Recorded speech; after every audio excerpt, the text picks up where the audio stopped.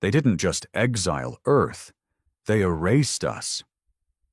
One day, humanity had a seat at the galactic table. Well, a small seat, at the edge, like an annoying guest nobody wanted but couldn't ignore. We were new to the stars, brash and clumsy compared to the polished diplomacy of older races like the Sarathi or the Ilterans. But we were learning. We thought we had time. Then came the solar sanction. It was a closed vote. No warning, no appeal. Earth was declared a rogue developmental zone, a fancy phrase that meant we were banned from trade, technology sharing, or even diplomatic contact. The official reason was aggressive tendencies and cultural instability. Unofficially? The council was scared of what we might become.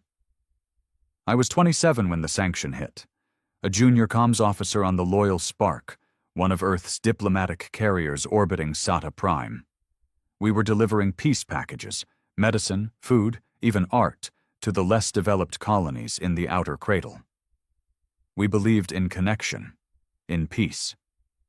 That same day, the Sarathi warships jumped in system. No warning. They opened fire on our ship first. My cabin shook like hell. I remember screaming, trying to send out a distress beacon, not even knowing we were being hunted now. In a matter of hours, 6 of our peaceful envoys were reduced to debris. Survivors were few. Most were taken. The rest, like me, just ran.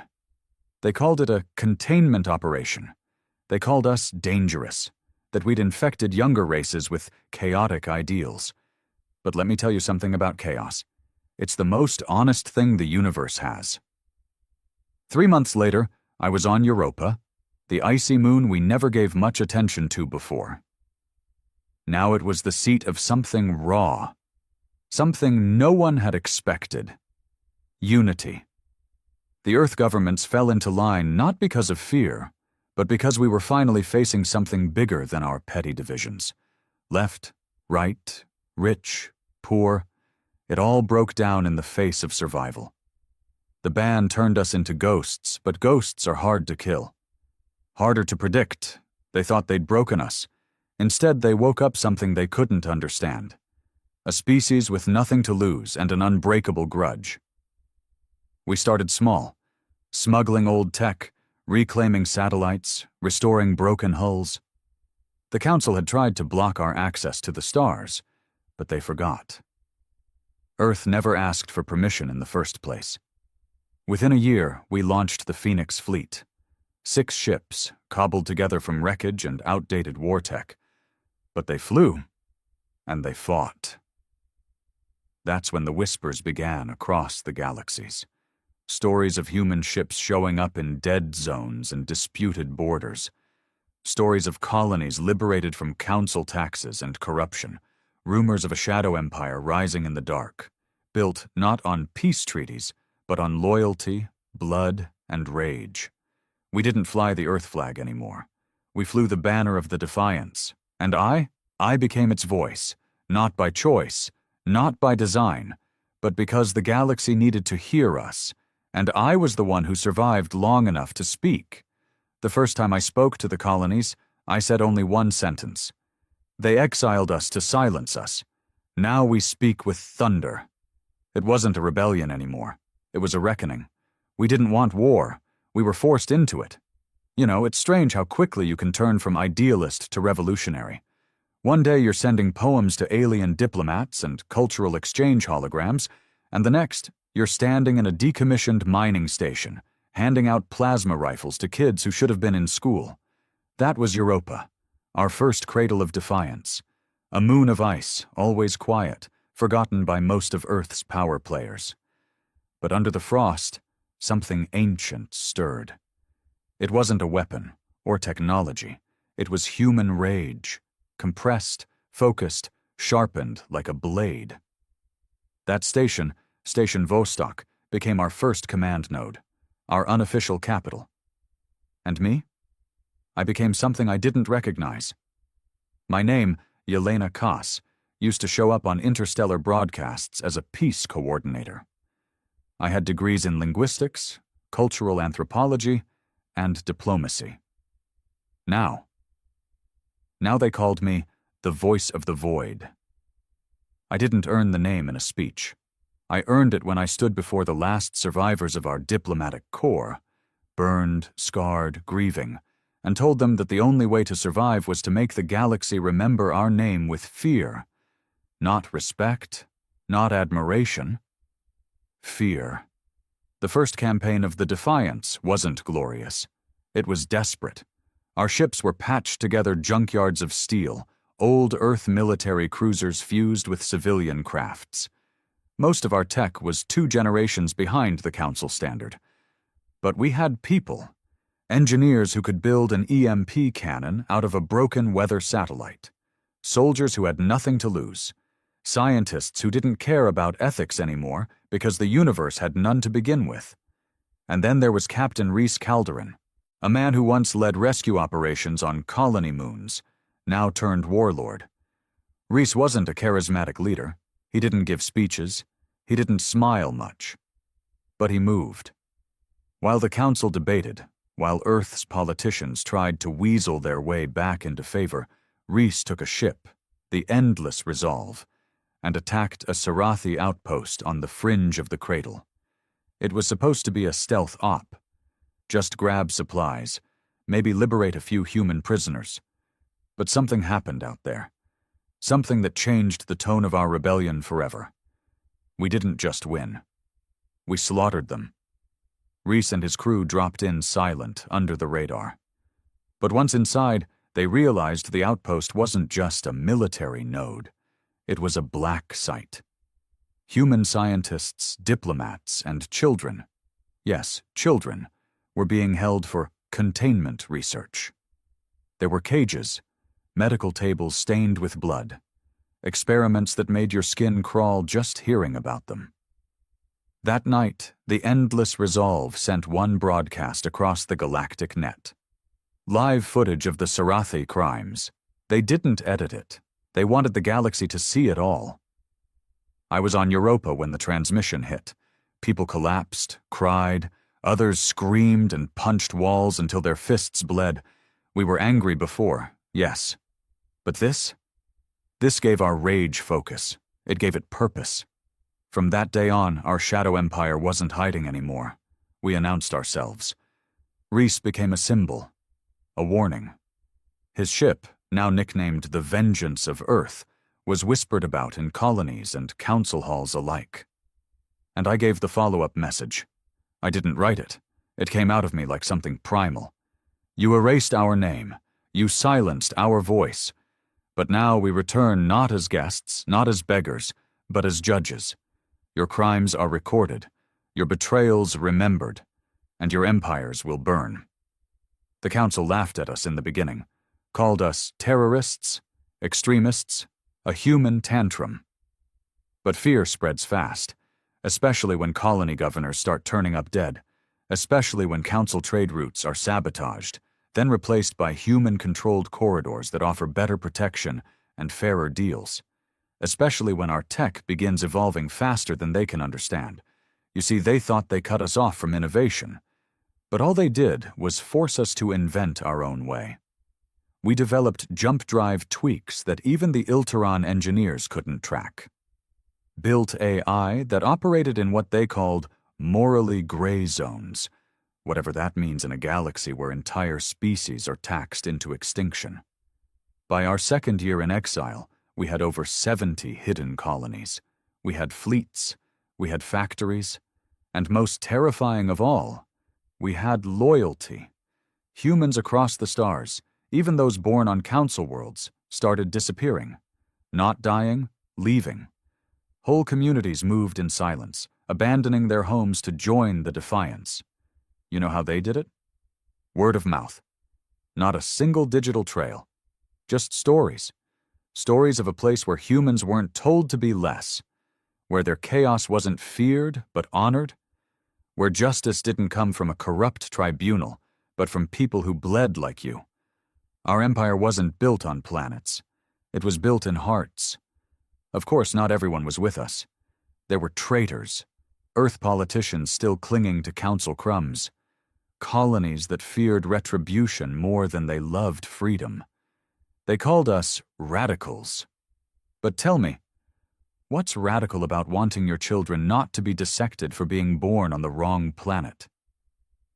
One such traitor was Ambassador Rival Orn. He was human. Half human, technically. Born on Mars, raised on Ilteron Prime. He voted for the Solar Sanction. Said humans were too immature for the galactic stage. He believed if we just stayed quiet long enough, the Council would let us back in. He didn't see it coming when the Defiance reached Ilteron Prime's orbit. We didn't attack. We didn't bomb. We hacked their orbital array and played a message on every screen across the planet.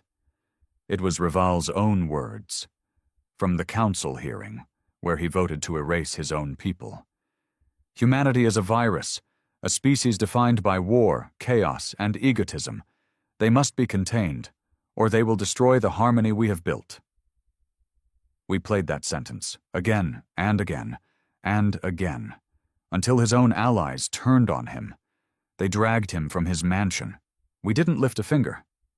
That's what they feared most. Not our weapons, but the way we made them unravel themselves. By year 3, we weren't asking for a seat at the table anymore. We were building our own. And the galaxy? It was starting to notice. Whispers in council chambers. Non-human species defecting. Yes, defecting to our cause. The oppressed, the poor, the forgotten. They didn't care that we were humans. They cared that we fought back, that we gave them a place in a system that never gave them a chance. I remember the day a Velexi war priest knelt before Reese and offered his ceremonial blade. The Velexi used to enslave us during the mining wars. Now? They were pledging allegiance to a human-built empire. You think the Council didn't panic? They doubled the bounties on our ships, started blockading infected zones. But they didn't understand. You can blockade a planet. But how do you blockade an idea? The Defiance wasn't Earth anymore. It wasn't even about humans anymore. It was about a truth that no council race wanted to admit. We weren't the problem. We were the proof that their system was broken. That scared them more than our guns ever could. And we weren't done. Not by a long shot. Because the next step wasn't survival. It was vengeance. We didn't want vengeance for its own sake. We wanted them to feel what we felt, the betrayal, the isolation, the rage.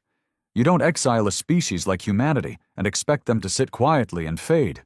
No, we're too damn stubborn. That stubbornness? It was the fuel behind every plan Reese Calderon laid out on the worn metal floor of Vostok Station's war room. It was dark in there, always. Reese liked it that way. No distractions, no vanity. Just dim orange map grids and glowing markers pulsing like veins of fire. Every marker was a council world, a route, or a listening post. Every marker was a reminder of how tight their grip had once been. He was a quiet monster, Reese. Not cruel, not bloodthirsty, just focused. Focused like a scalpel in a surgeon's hand. He called it Operation Hollow Star. Why? I asked, staring at the name on the display. Because we're going to carve out the heart of their precious council, he said, his voice like gravel and ash. Leave a shell where power used to live. The room was full of commanders, some human, some not. A Vortari tribal matron who once buried 3 of her sons because of council-imposed mining quotas. A Drenic strategist who used to train their peacekeepers until the council dropped a stabilization bomb on his colony for questioning trade tariffs. And of course, me, the voice of the void. The one who'd turned whispered vengeance into fire. The target? Traylan Spiral. It wasn't a council capital, too obvious, too guarded. But it was something more dangerous. It was a symbol. The spiral was a luxury ark habitat spinning in the rings of a gas giant.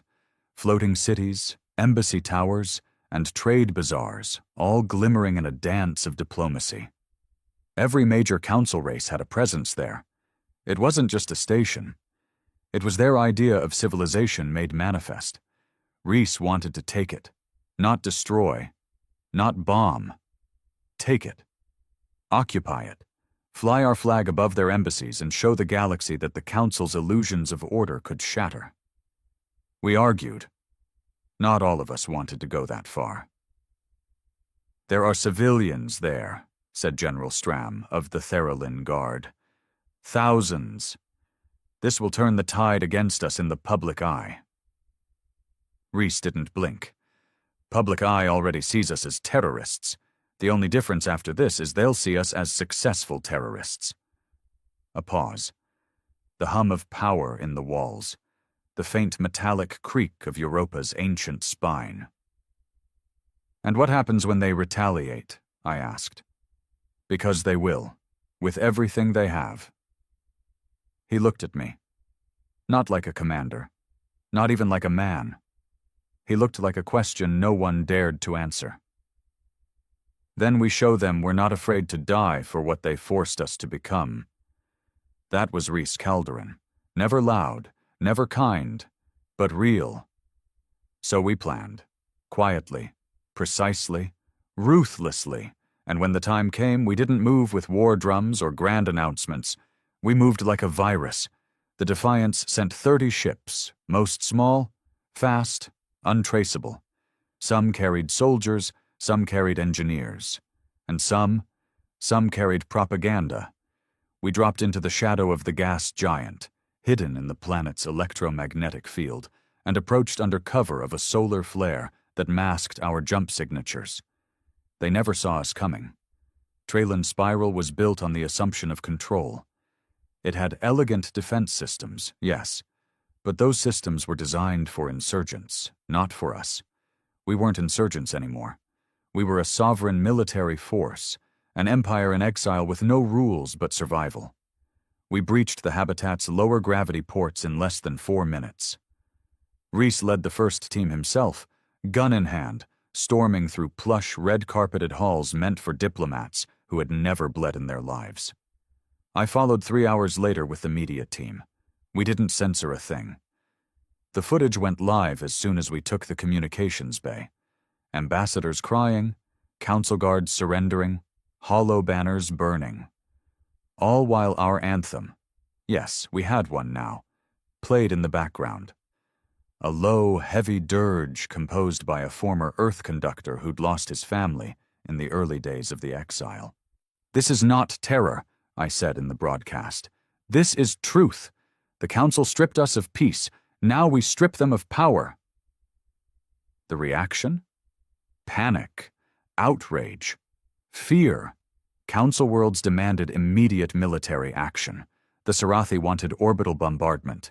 The Ilteran demanded sanctions on every species that cooperated with us, but they couldn't act fast enough. Because we weren't holding hostages, we were holding court. Within 48 hours, we had redistributed resources to oppressed colonies under the Council's heel. We opened communications between rebel systems.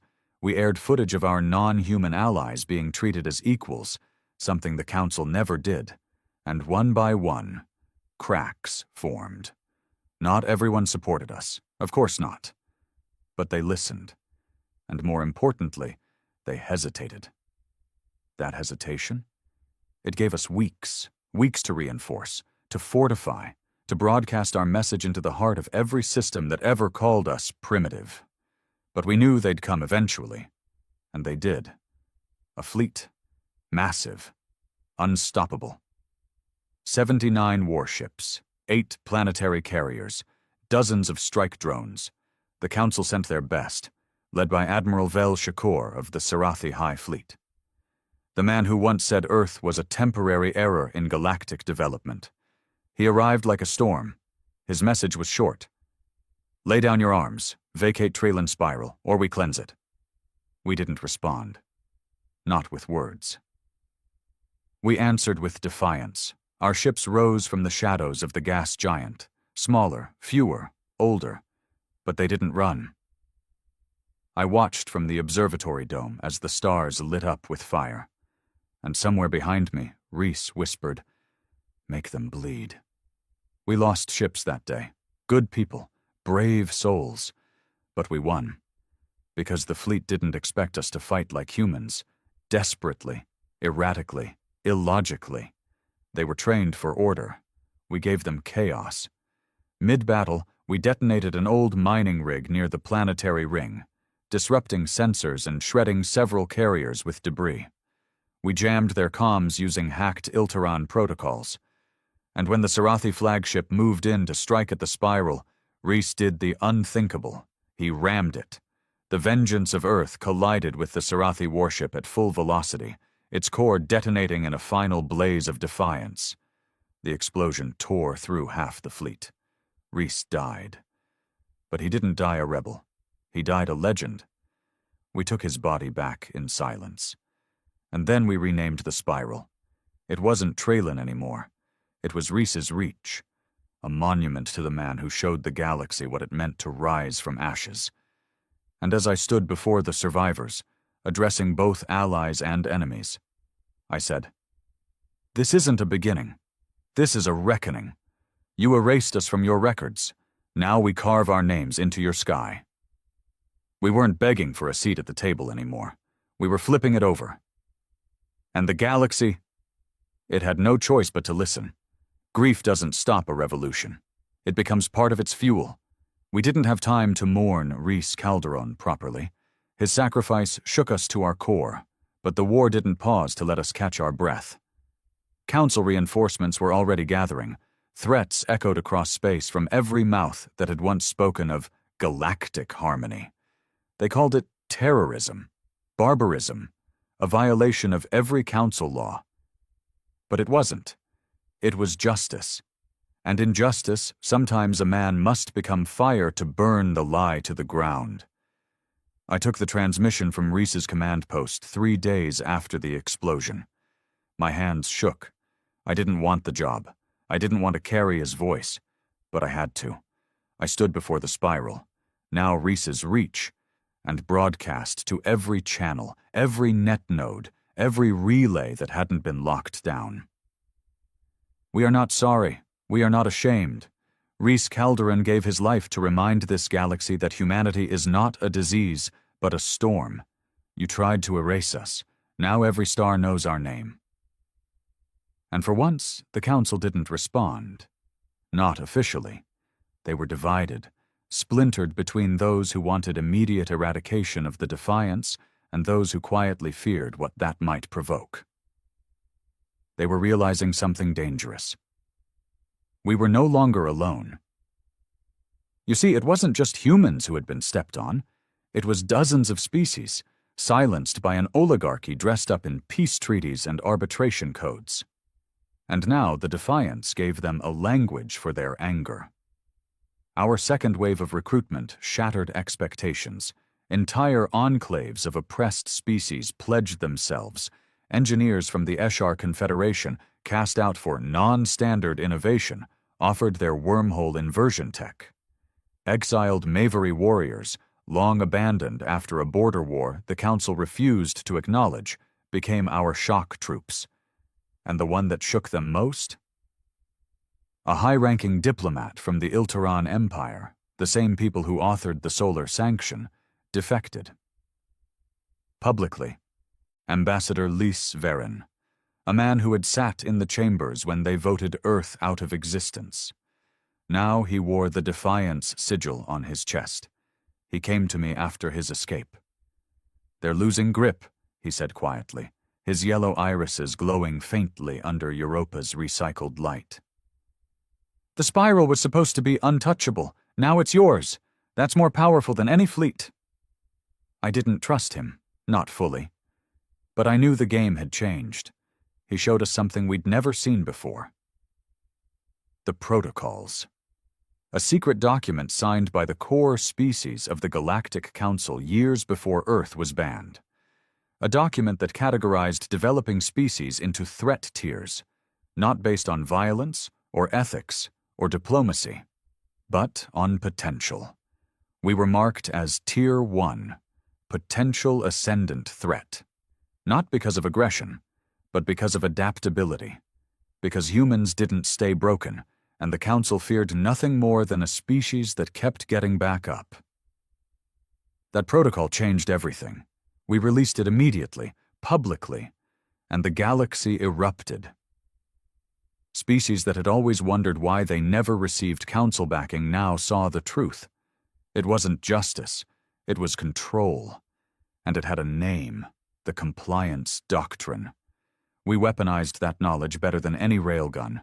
The Defiance began to fracture systems, not with war, but with truth. Governors of lesser colonies started pulling out of the council. Some declared neutrality.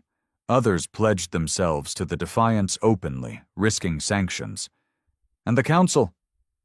They floundered, because every ship they sent now risked being branded as enforcers of a lie. But we weren't naive. We knew truth alone wouldn't hold our empire. So we built more ships. Factories on Europa tripled production. Stations around Mars reopened, long-dead facilities suddenly humming with life, building stealth cruisers and portable shield relays at breakneck speed. And amidst all of it, we faced our greatest internal threat yet: division. With Reese gone, unity began to strain. Some wanted expansion, aggression, strike at the Council's core. Others wanted consolidation, stability, turn the Defiance into a legitimate nation-state.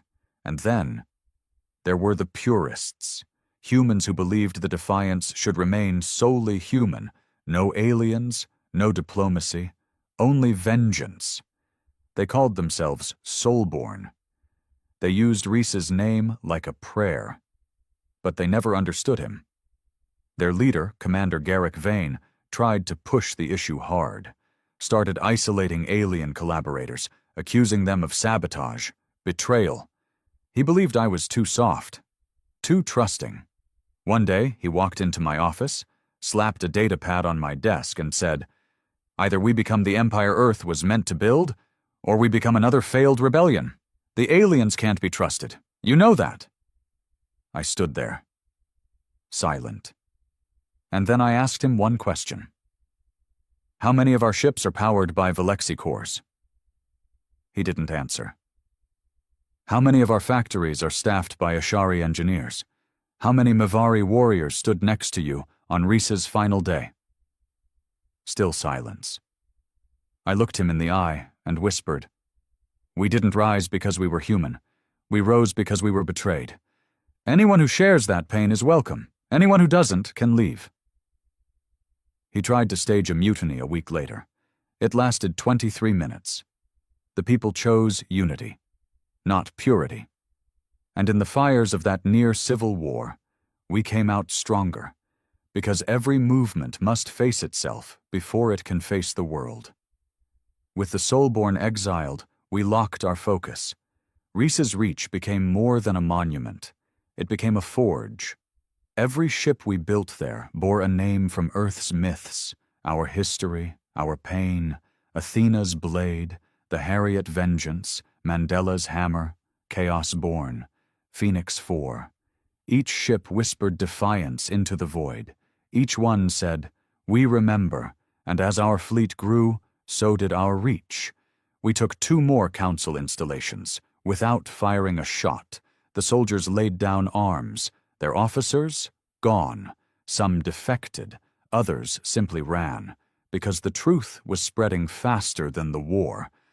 We now controlled over a dozen systems, not as conquerors, but as liberators.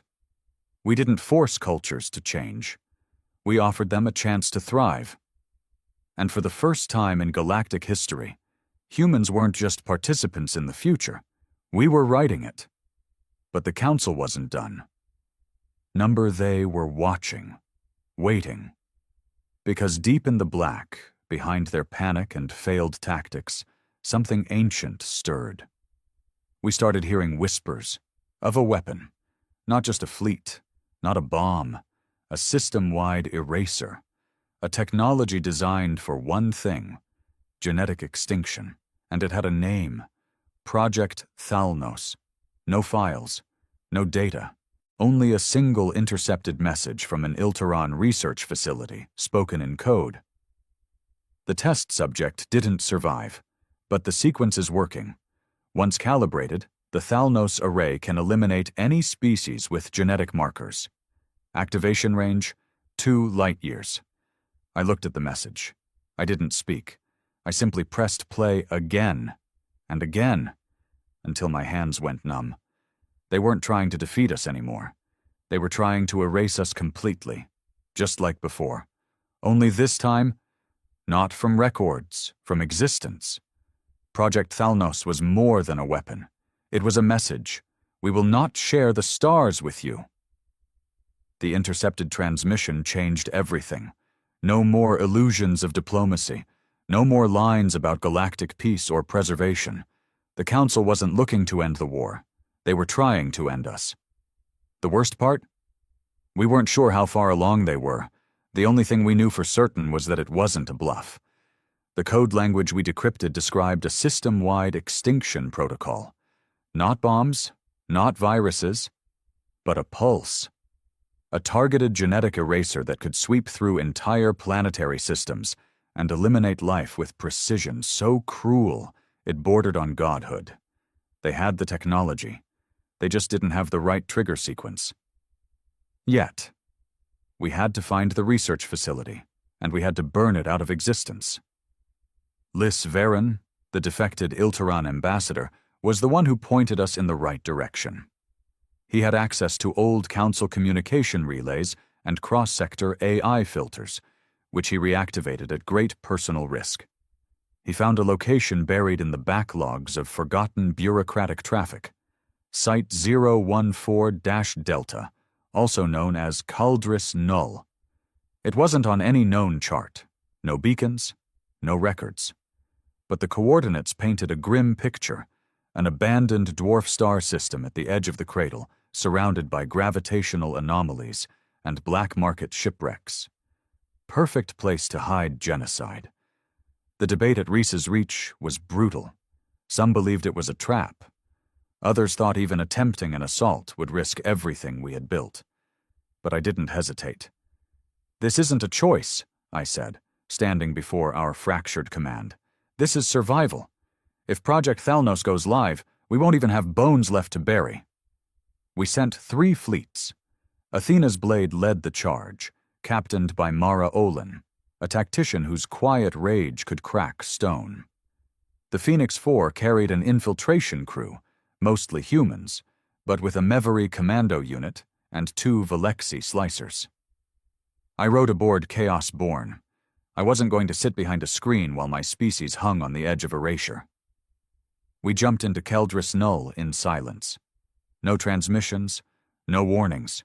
Our drives masked, our shields dimmed to ambient starlight, and what we saw, it didn't look like a research lab. It looked like a crypt, a floating station orbiting the corpse of a collapsed planet. The debris field was unnaturally arranged, almost like a defense net, though decaying and laced with static mines. But there were lights inside. And movement. We sent in the infiltration crew first, led by Captain Rika Vance, the kind of soldier who didn't smile unless someone was bleeding. The station's defenses were automated, half-dead, glitchy, old Ilteran tech mixed with something different. "Bio-integrated systems," Rika whispered through the comm. "They're building computers with tissue. This place is alive." The interior of the station was wrong. Twisting halls, walls that pulsed, lights that blinked with rhythms that matched a heartbeat. It wasn't built. It was grown. And in its core, Rika found it, the array, a spherical machine, 10 stories high, suspended in zero gravity, glowing with eerie purple veins. "Thalnos confirmed," she said. "I see DNA matrix nodes. It's already mapped 3 species." She paused. "One is human." My stomach clenched. There was no countdown, no warning. The array wasn't waiting. It was learning.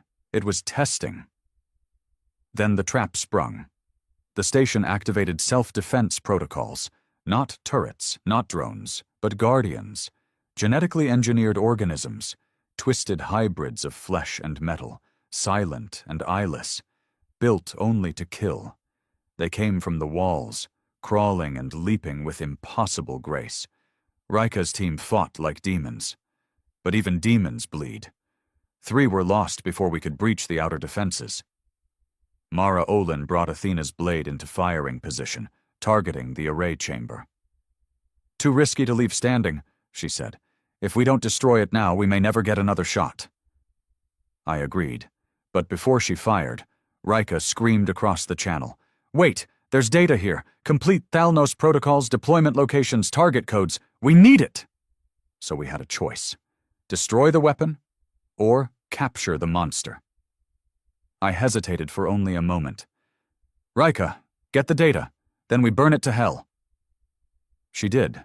She and her crew ripped the memory cores out with their bare hands, fighting off the last of the Guardians as the walls bled acid and fire. And then we struck. Chaosborn and Athena's blade fired in sync. The explosion turned the station into radioactive ash. We barely escaped the shockwave, but we had it, the data, and it was worse than we feared. Thalnos wasn't just for us. It was a template. The Council had begun cataloging over 24 species, prepping extinction options in case of disobedience. And the weapon? It was being duplicated. Caldris Null was only the first. 3 more facilities were already under construction. That night, I stared at the data until my eyes burned. And I realized something awful. We weren't fighting an empire. We were fighting a belief system. The Council didn't just want control, they wanted certainty, predictability. And any species that introduced chaos, that refused to be cataloged and controlled, was marked for erasure. Humanity was just the first test. The galaxy was next. So I gave the darkest speech of my life. I stood before the command at Reese's Reach and told them the truth. We are no longer rebels. We are no longer even defenders. We are now the last line between life and extinction. If the Council is allowed to complete these weapons, there will be no negotiation. There will only be silence. We must end them. Not sue for peace. Not take another station. We must end them. Root and bone. Memory and legacy. Or we all vanish into the dark. Some were horrified. Some were ready. And I could feel it in the air. That shift. The defiance was no longer a rebellion. It was becoming a crusade. We stopped calling it a war. It had gone far past that. This wasn't about territory anymore. It wasn't about political independence or even revenge. It was about existence. The kind of war that doesn't end until one side is completely erased. And this time, it wasn't humanity on the brink. It was them. After the destruction of Caldris Null and the data we extracted from the Thalnos array, everything changed. The Council no longer denied what we knew. They didn't issue statements. They didn't try to bury it. They just went silent, cold, calculating and preparing. We expected outrage from the galaxy. Maybe protests, defections.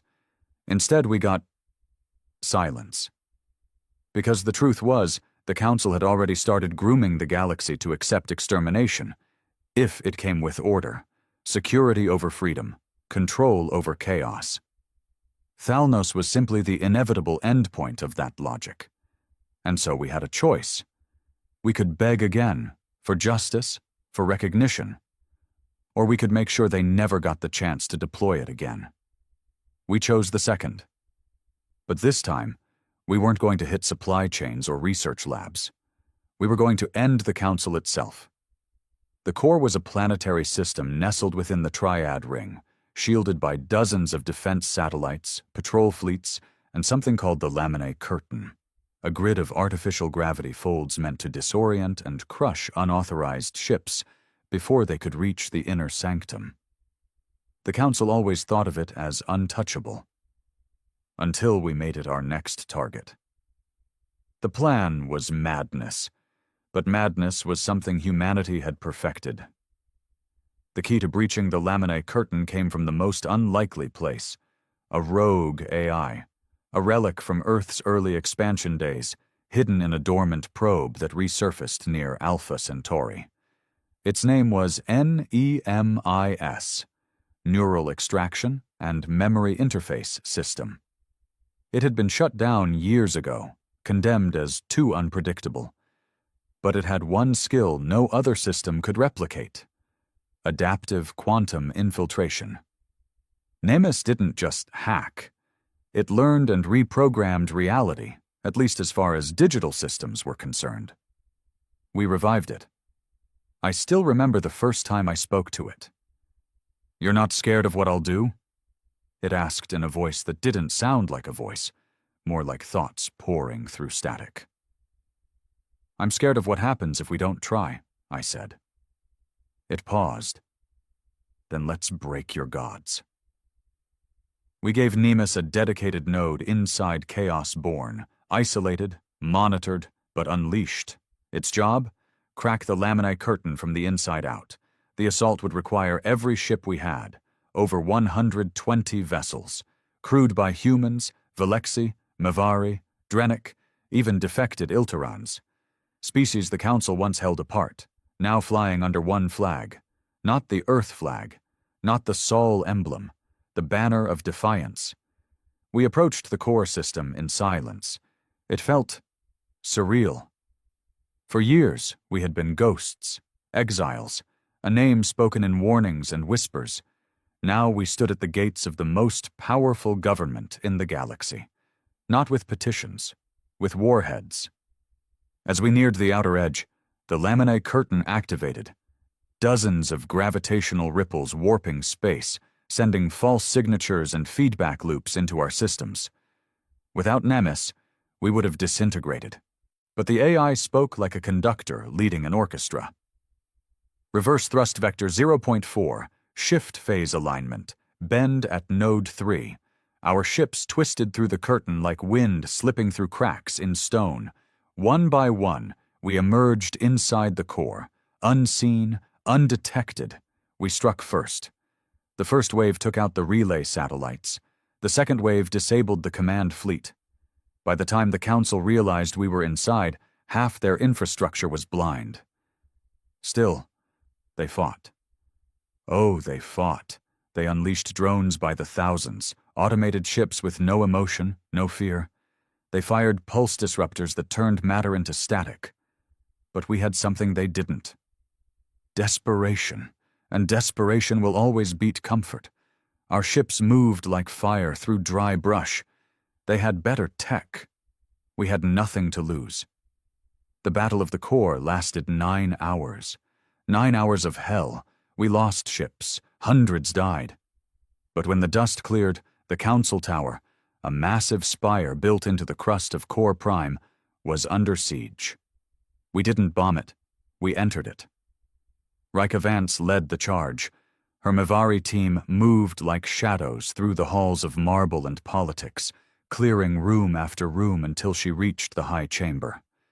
The council members were there, not hiding, just waiting.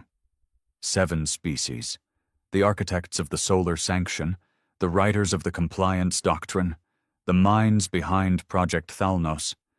I watched it all from a live feed. They didn't look angry. They looked tired, like people who had ruled for too long and finally saw the end of the story.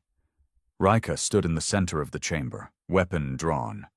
One of the counselors, an Ilteran female named Sarah Coe, spoke first. "You can't destroy us all," she said. Rika didn't blink. "We don't need to destroy you. We just need to make you irrelevant." And then we did something nobody expected. We didn't kill them.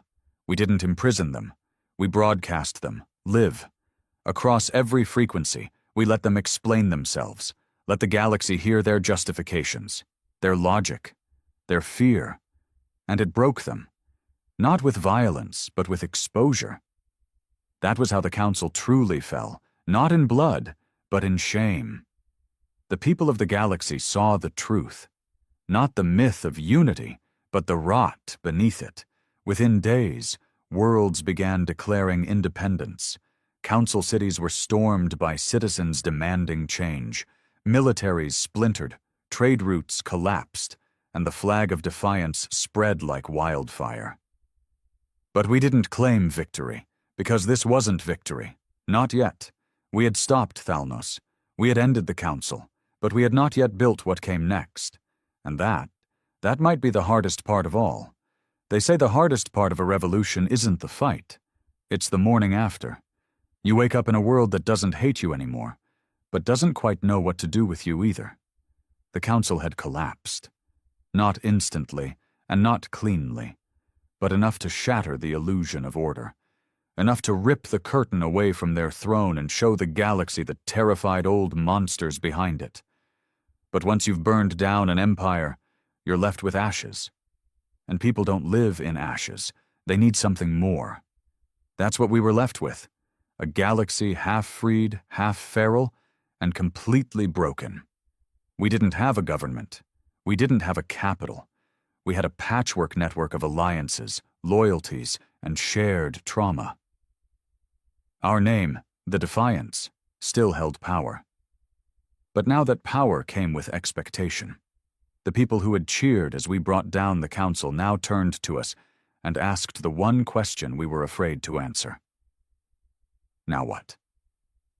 I remember standing at Reese's Reach in the command center, staring at the new maps. They weren't red and blue anymore. Not us versus them. The lines had blurred. Systems once considered loyal to the Council were now up for grabs. Colonies we had never heard of were begging for structure. Food, medicine, leadership, and we had to ask ourselves a hard truth. Were we really any better than those we replaced? We held emergency summits, hastily organized in the ruins of Council embassies. What remained of the Council was fractured. Some wanted a truce, others disappeared entirely. A few defected, suddenly claiming to be with the people all along. Cowards, liars. But we didn't kill them, because killing was easy. Rebuilding, that was the real war. Rika Vance took the military reins. She wasn't a politician, but the troops respected her, and that counted for something. She kept order on the ground, turned scattered militias into a provisional force. Mara Olin stepped into logistics, rerouting our fleets not for war but for relief. Food transports, engineering teams, medicine drops. And I became something I never wanted to be. A leader, not a face on a poster, not a revolutionary poet, but the person in the chair, signing orders and giving speeches and making choices that would define generations. I didn't ask for it. But people listened when I spoke. So I kept speaking. This is not the end of the Defiance. This is the beginning of something greater, a galaxy where survival is not a privilege, a future not bought by fear, but built by fire. I traveled to 5 systems in 2 weeks, from shattered Mevery moons to hidden Drenic enclaves to Earth itself. Yes, we returned to Earth. It wasn't what I remembered. The cities were still standing, but they were quiet, tired. Humanity's birthplace had survived exile, but it hadn't lived through it. The people who remained were angry, not at us, but at the silence, at being forgotten. They'd been left behind while the rest of us fought. And now they wanted a voice too. So we held the first session of what we called the Founding Assembly. Not a Senate, not a Congress. We avoided the old terms. Too many ghosts. We invited every species that had bled beside us, every colony that had stood up, even when they had no weapons, and we let them speak. The Founding Assembly wasn't pretty. There were shouting matches, threats, tears. The Mavari wanted a sphere of autonomy. The Ashari demanded scientific independence. The humans, some wanted dominance, others just wanted peace. And in the middle of it all, I stood with a mic in my hand and tried not to scream, because revolution is fire, but nation-building is friction. Still, we made progress. We wrote a charter. No species hierarchy, no enforced cultural assimilation, no resource tributes. Every planet governed itself, but pledged allegiance to a single guiding framework, the Pact of Survival. The pact said simply, no species will be erased, no system will be left defenseless, and no empire shall rise again under the guise of order. For a brief moment, I believed we had done it, until the bombs went off. It started on the Outer Rim, a colony called Lorvan's Hollow, once a Council Loyalist stronghold, now home to refugees and defectors, was vaporized. We thought it was an accident, a weapons malfunction, until the message came, not from the Council, not from any known species, but from something calling itself the Architects. The message was simple. You have broken balance. You have invited chaos. Order must be restored. We didn't understand at first. We thought maybe it was a rogue council remnant, or a splinter faction with delusions of grandeur. But then 2 more colonies went dark. We sent scouts. They didn't return. So we sent warships. And what we found was impossible. Ships made of obsidian and light, shaped like symbols rather than machines. Weapons that didn't fire lasers or plasma but collapsed matter at a quantum level. This wasn't just another enemy. This was a force older than the Council, older than the Charter, something that had existed in the dark for millennia, watching, waiting. The Architects weren't a race. They were a protocol, a fail-safe, built by the first civilizations to ensure the galaxy never fell into chaos again. We had triggered it, by destroying the Council, by defying imposed order, by proving that species could rise without chains. We had broken their code, and now they were coming to rewrite it. Suddenly, our enemies were not the ones who hated us. They were the ones who thought we were bugs in the machine. The war we fought before was a rebellion. This was something worse. Because how do you fight an enemy that doesn't see you as a threat, only as an error? The assembly fractured again. Some wanted to negotiate. Others called for immediate evacuation of fringe worlds. Earth demanded war. The Velexi suggested complete AI integration to match their power. And I sat in my quarters, staring at the stars, wondering if this was how it always ends. Not in glory, not in triumph, but in the realization that no matter how far we climb, there's always something above us, ready to push us back down. But then I remembered something Reese once told me, something I hadn't thought about in a long time. The universe doesn't belong to those who build cages. It belongs to those who break them. I stood up, and I called every commander, every representative, every voice that still burned with the fire we started. And I said, they want to erase us because we refused to kneel. So we will stand. We will gather every fleet, every codebreaker, every species that remembers pain. We've faced extermination before, and we survived. Now let's show them what survival looks like. We named the operation Final Dawn, not because we were planning to die, but because we wanted the Architects to understand this was our daybreak, not the end of chaos, not the return to order, the rise of freedom. We had one chance, one window to strike before the Architects completed their recalibration sequence.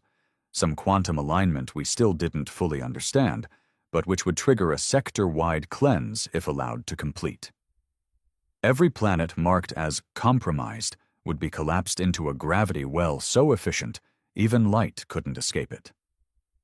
37 worlds were on that list. Earth was number 1. The Architects didn't negotiate, didn't taunt, didn't even speak beyond a single command loop. Order must be restored. We learned everything we could from recovered debris and corrupted data clusters. The Architects weren't alive in the way we understood it. They were instructions, given form. Sentinels left behind by a civilization so old its ruins were fossils of stars. Their machines were terrifying.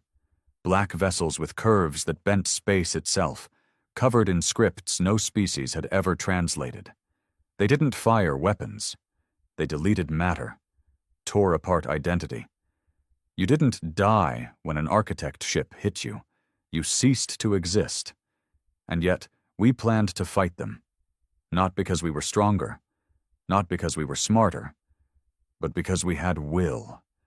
Because we'd seen extermination before, and survived. So we assembled the largest armada the galaxy had ever seen. Humanity, Velexi, Mavari, Drennic, even Ilteron defectors who once pushed for our exile now swore they'd bleed beside us. For the first time in known history, the galaxy stood united. And it wasn't under the Council. It was under the Defiance. We met the architects at the edge of Sector Zeta 9, a dead system lit only by a decaying neutron star. That's where their prime core emerged, a vast, moon-sized machine covered in rotating spires and glowing fractals.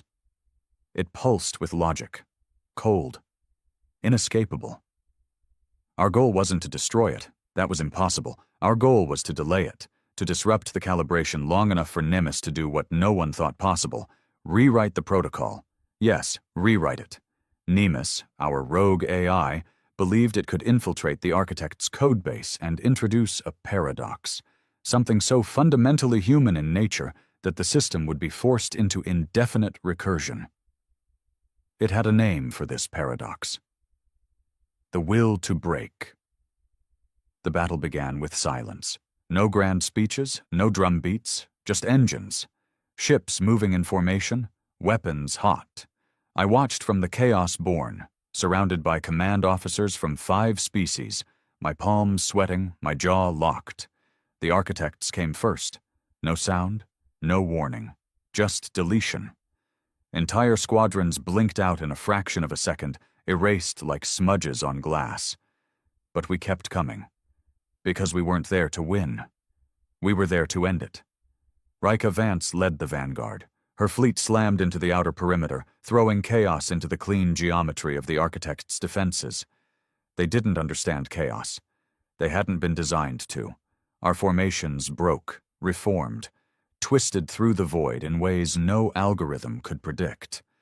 We used EMP mines, decoy drones, suicide ships rigged with neutron destabilizers. Every second we bought was another second for Nemesis to crack deeper into the Prime Core's mind. But it wasn't enough. An hour into the battle, the Phoenix 4 was vaporized. 3 command ships were reduced to data static. And then we got the signal. Calibration at 92%. Prime pulse imminent. We were losing. Nemesis had reached the architect core, but it couldn't finish its injection. The prime logic refused to accept paradox. It self-corrected with terrifying speed. So I did the unthinkable. I gave Nemesis access to me, my neural signature, my memories, my pain. A human mind, irrational and unpredictable, fed directly into a machine that only understood order. It was risky, stupid even. But I had nothing left to lose. They wired me in. It didn't feel like falling. It felt like drowning in math. Suddenly I was inside the architect consciousness, a galaxy of logic and light, each thought a structure, every rule a wall, and I could feel it resisting me, pushing me out. I shoved back. I threw images of Earth's ruins, of our people burning, of children staring into empty skies. I gave it fear, loss, rage. I gave it Reese Calderon's final moment, a man turning himself into fire. I gave it contradiction, and it stalled.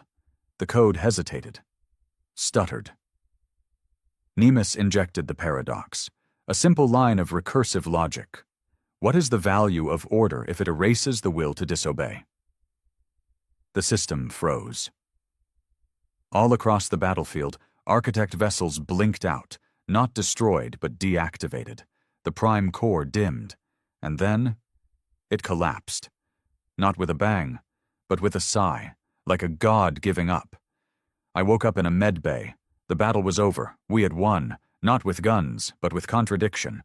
With the most human thing imaginable, the refusal to be predictable. 6 months later, the Pact of Survival became law. Every species signed it. Every world ratified it. Not out of fear, out of choice. Earth was no longer exiled. It was the heart of something new. The Defiance disbanded its fleets, except one. a single formation called the Watch, not for conquest, but for protection, to make sure no new council rises, no new architects are built, to make sure we remember what it cost. I still walk the halls of Reese's Reach sometimes. It's quieter now. Peace has a strange sound, but in every corridor I see faces, some alive, some lost, all part of the fire we lit. They once called us a virus. They called us unstable, unworthy. But now they know the truth. Humanity wasn't dangerous because we were flawed. We were dangerous because we knew we were flawed, and still kept going. And that is something no machine, no empire, no council will ever understand. We don't ask for power anymore. We just build our own. And when the next tyrant comes, from inside or beyond, we'll be ready. Because we were banned from their galaxy, so we made our own.